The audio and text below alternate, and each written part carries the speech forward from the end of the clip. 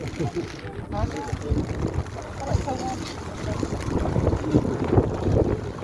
send that to the group page today. Oh yeah, I will, yeah.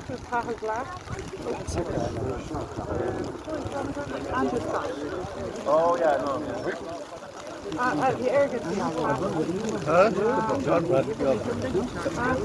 No, where is it? That was right there, under the umbrella there. I know why, exactly, yeah.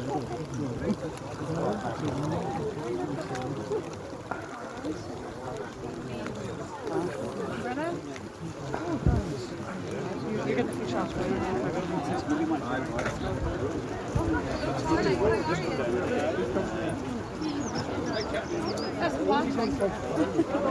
No, I'm good, Charlie.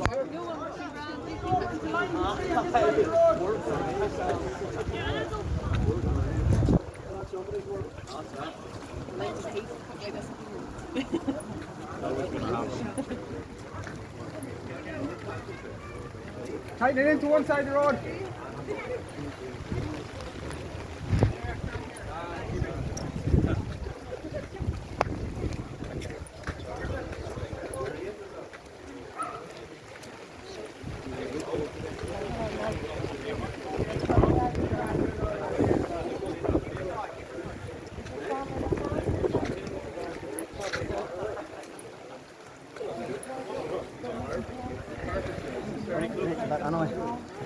Tracy, do you want this umbrella? You're getting soaked there. I'm okay, I'm okay. Are you sure? Yeah, I'm fine, thanks.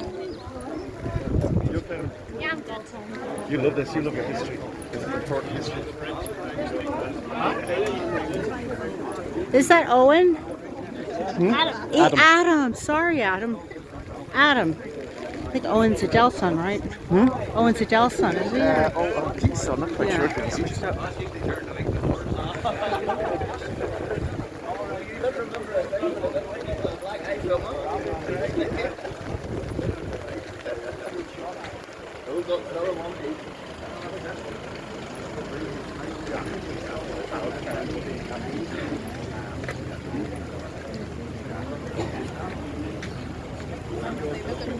White shirt.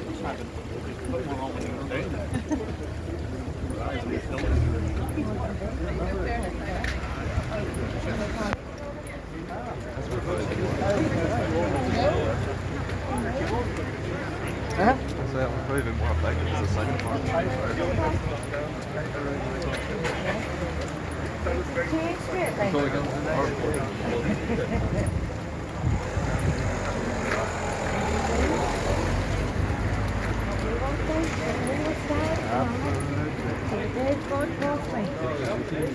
I've got to start playing that thing anytime soon, boy. Spar, lad. You'll be getting in space with that play at the race time. Oh, fuck, thanks, man. I'll play at Spar. Oh, I've actually got this car, right? What are you playing? Soldier song? What we do, soldier songs there. And his brother asked him, Charlie, is that guy? Yeah, technically, yeah. Charlie, I will carry on your name. Nope. You do what you have to do. Give you that bag. Oh, that's annoying.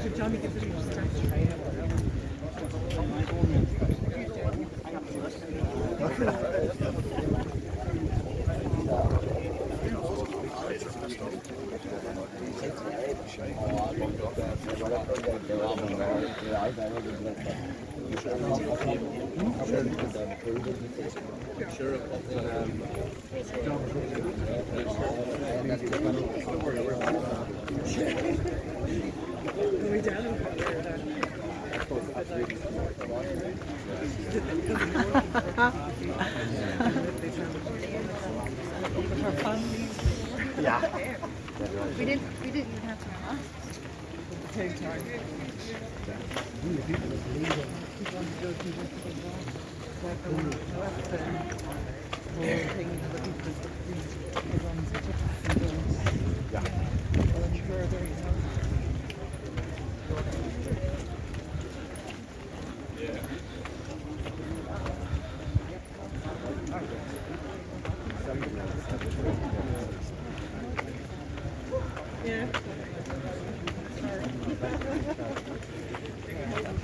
Hold the stop, Carol stop, everybody stop, and then you come forward.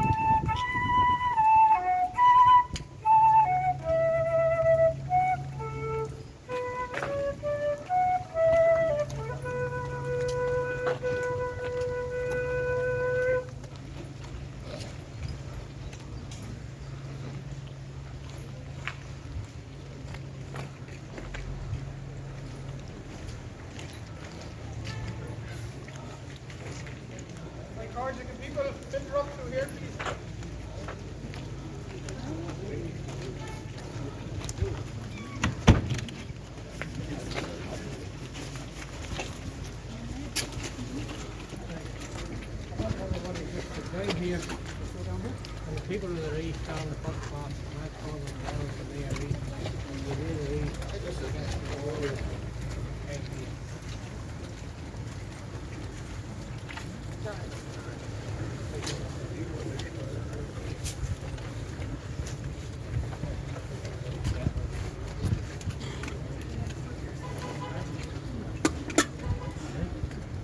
the airport, people keep trying to keep the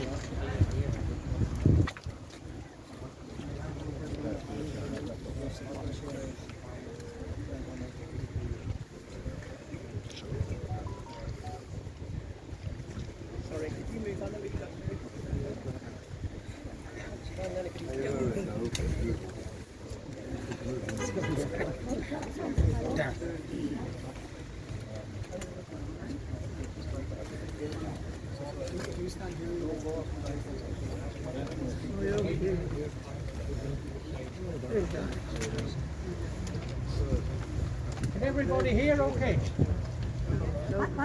People here? Yeah. Yeah. Okay, we'll put on a wee bit.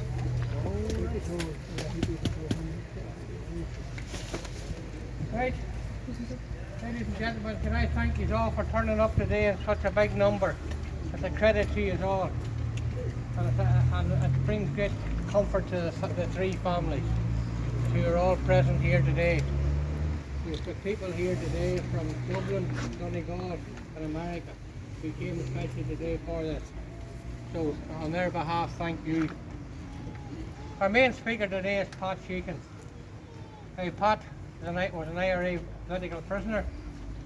He was 55 days in hunger strike and he's presently the Sinn Fein MLA for West Belfast. So put your hands together now for Pat Sheehan.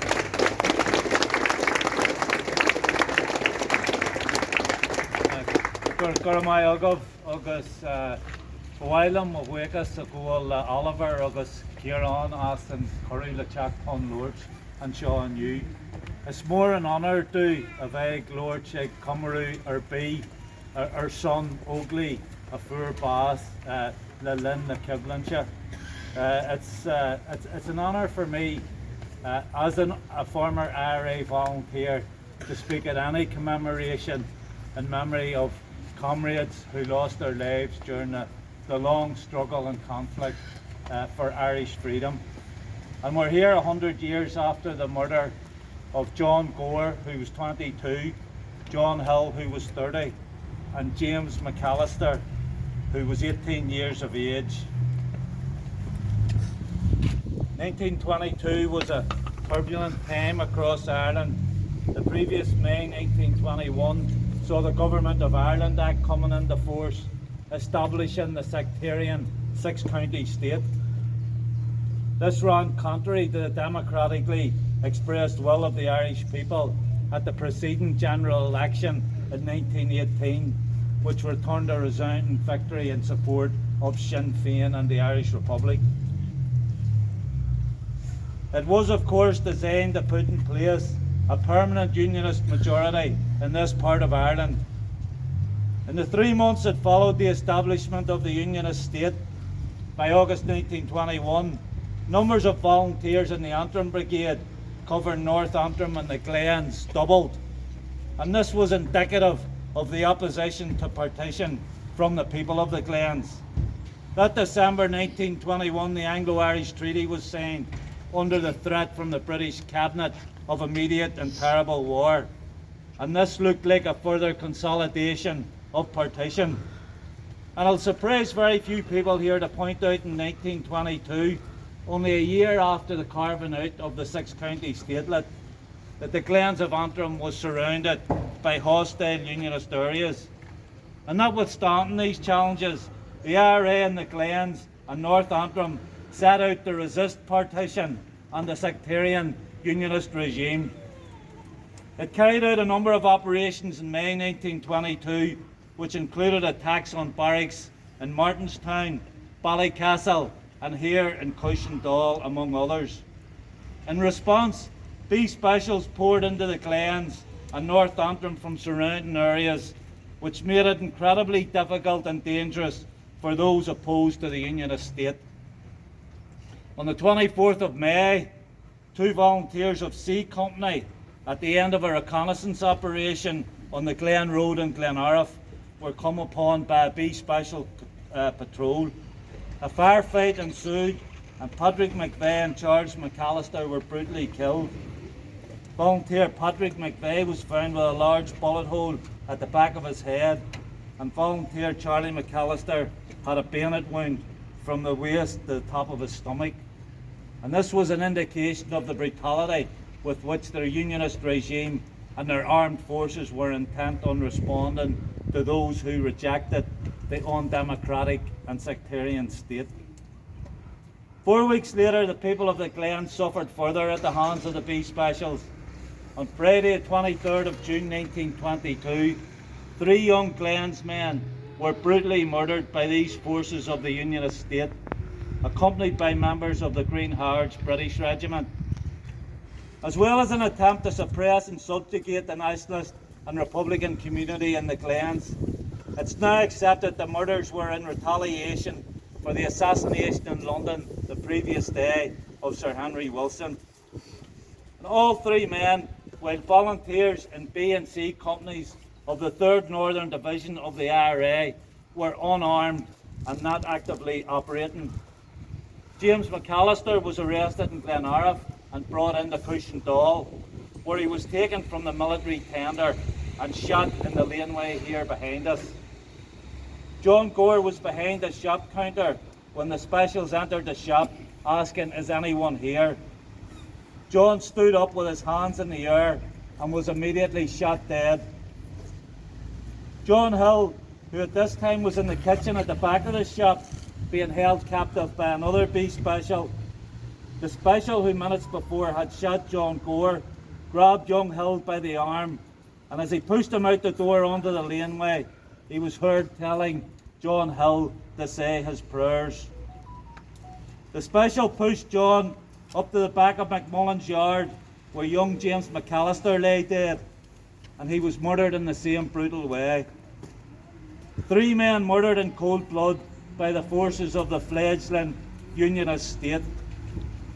The British state's version was that the military and Specials were ambushed in the village and returned fire, killing 3 and wounding 2 others, Danny O'Lone and John McCollum. In the aftermath of the incident, the Ministry for Home Affairs in the Unionist government issued a statement alleging that at 11 p.m. on the 23rd of June, a mixed patrol of military and police was ambushed by the IRA at Cushendall. And according to the official account of the incident from the Unionist government, the patrol was fired at, and this sparked a battle that lasted several hours, during which 4 IRA men were killed and a number were wounded. However, a special representative of the Irish Independent at the time said that there was not a scintilla of truth in the official account. There was, he said, no ambush, and the civilians were killed without provocation. This representative, who visited Cushendall and made detailed inquiries, asserted that there was no attempted ambush and not one single shot was fired at any of the Crown forces. In 1923, the British government put the entire case under the Official Secrets Act for 50 years, and then in 1973 for a further 25 years. And this left 2 generations of the families not ever knowing the full details of what exactly happened that night. This was not the last time the Unionist state or British government would lie, distort or misrepresent to cover up their violence against Irish people in the north. And days after the murders in Cushendall, the Civil War broke out in Dublin. The Free State became a vehicle for the counter-revolutionary forces of big business, landed interests and the Catholic hierarchy. Urged on by inducements and threats from the British, Free State forces bombarded the forecourts and the Irish nation was plunged into an immense tragedy. Irish Republicans saw their hopes of a free, united and socially just Ireland dashed. Thousands of Republicans suffered imprisonment. 77 Republicans were executed officially in Free State prisons, and many more were murdered after capture outside the prisons. In spite of all that, the Republican ideal survived. The movement was rebuilt. There would be another day. But of course the country remained partitioned, and we all know what that meant for the nationalist community in the north for the remainder of the 20th century. However, we should not forget the significance of events here 100 years ago. 3 men killed, and all their comrades 100 years ago opposed the undemocratic, unjust and sectarian partitioning of our country and committed themselves to the achievement of the Irish Republic. 100 years later, there are no longer any B specials or RUC.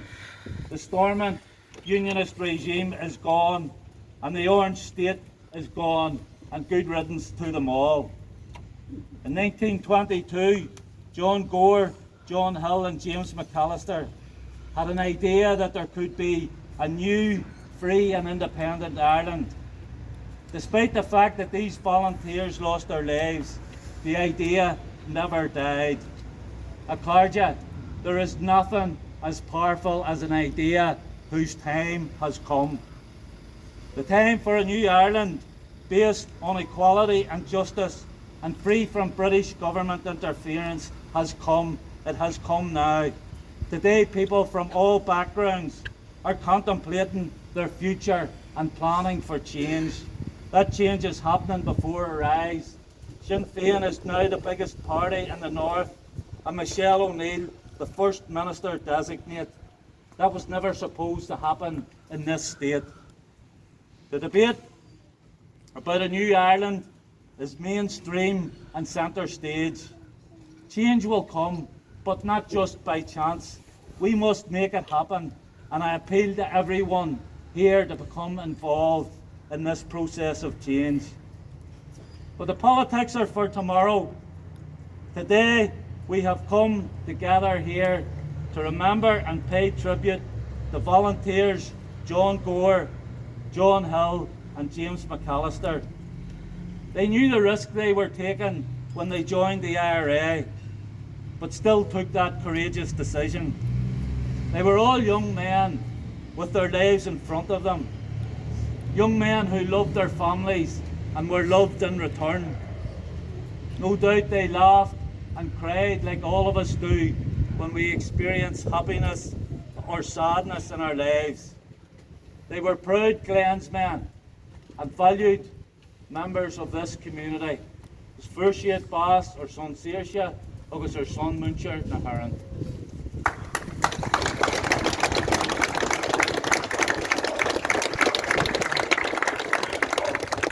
I now invite members of the families to lay a wreath. Can I ask the representative of the McAllister family to come forward?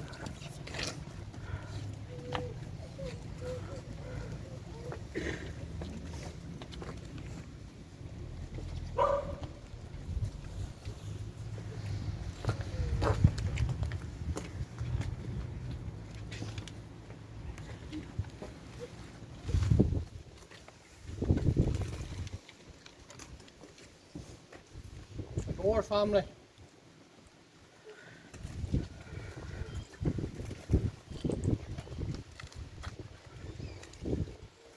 And the Hill family.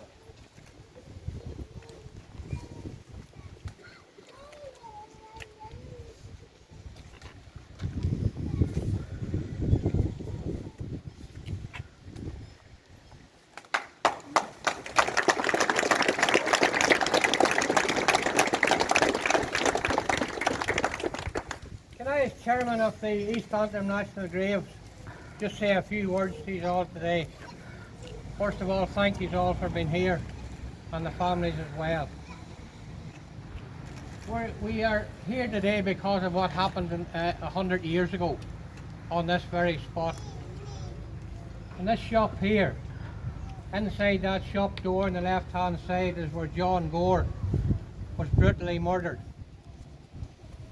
Now the same man that shot John Gore went through the shop into the kitchen and took out John Hill through that door and walked him up to that other doorway and into that yard. And that's where he was brutally murdered in the same fashion. But John, when they shot John, it wasn't just a shot. They tried to make it out that he was escaping from custody and he was shot from the shoulders. The soldiers were all standing over at the bank. That's how close they were. John actually was shot once in the chest and twice in the back. So he couldn't have been shot the way he was.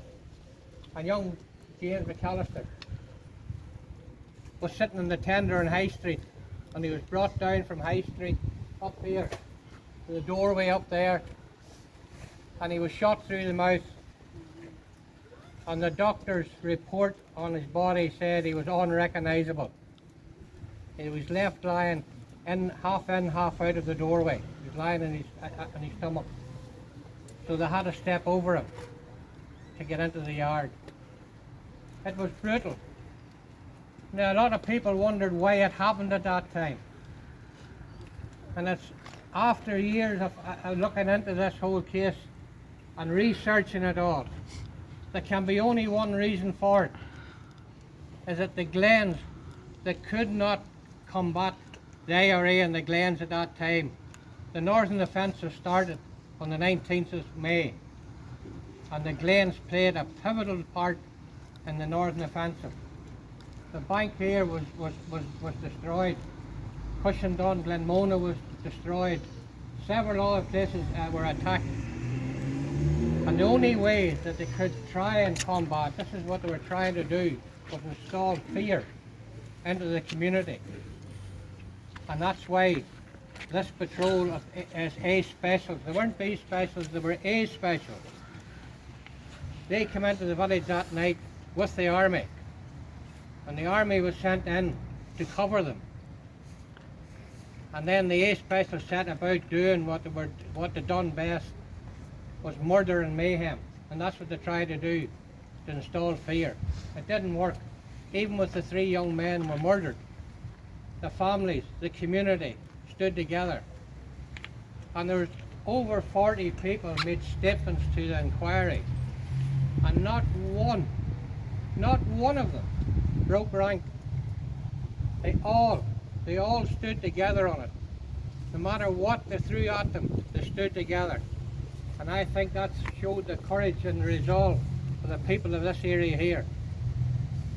And a half an hour before they came into Cushendall, the same crowd stopped on the Glenariff Road and opened fire on a crowd of young boys who were playing a board game up at Kilmore on Glenariff Road.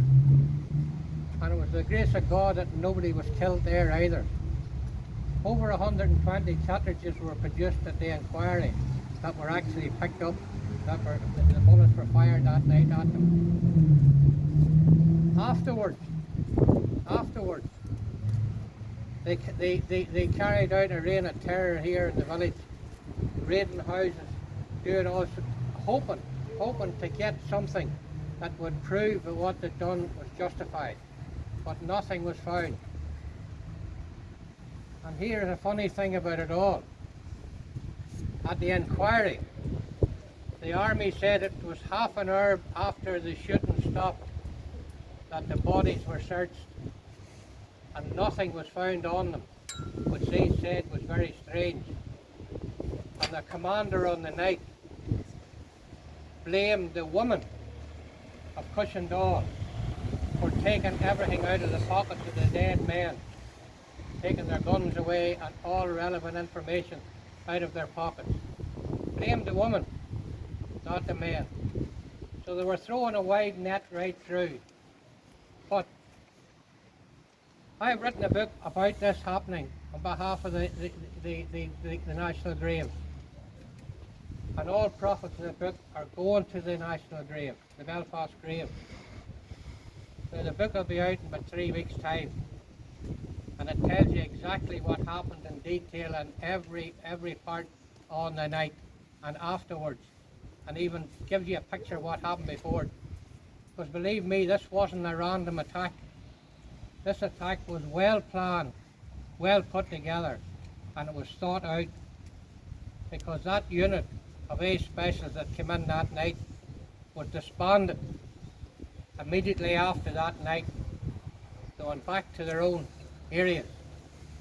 And the 2 men in charge of them that night, the 2 special sergeants, were ex-auxiliaries.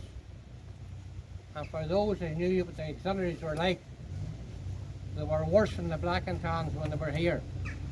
They were all English officers out of the English Army.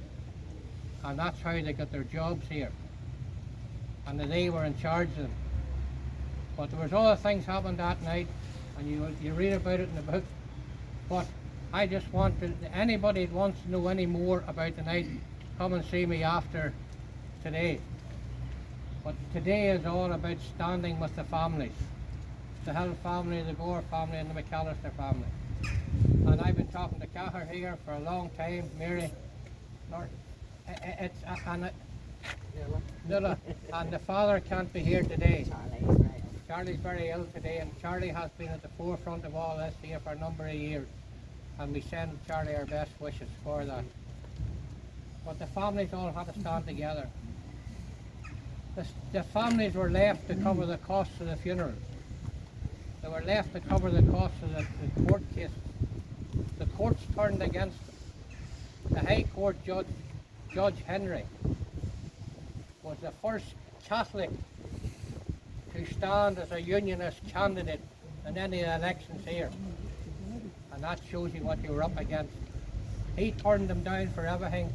He turned them down for court costs, everything. The families were left to foot the bill for everything. Collusion at its very best was seen. But what's any different from today? The wheel is turning right round. We see more collusion today.